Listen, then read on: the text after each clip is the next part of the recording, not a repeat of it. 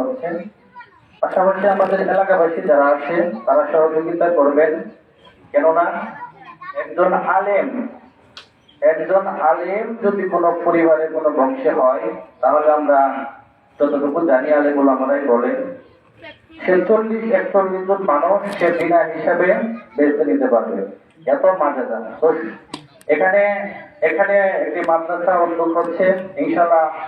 এখানে আমাদের সিরাজ ভাই আছে এবং কোনাবাড়ি মিত্র থানার যিনি সভাপতি ইদ্রিস ভাই উনি আছে। পাশাপাশি ওনাদেরকে আমি আহ্বান করব এই মাদ্রাসাটি যেন ভালোভাবে চলে, এই মাদ্রাসাটি যেন দেখভাল এগুলা আপনারা পাশাপাশি করবেন, এটা সহযোগিতা করবেন।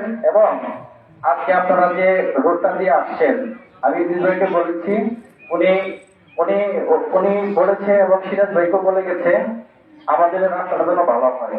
বৃষ্টি আসলে পরে 20 টাকার ভাড়া 100 টাকা দিলে আমাদের থেকে 1 বছর চাউল নিয়ে আসে না, আমাদের খুবই সমস্যা হয়।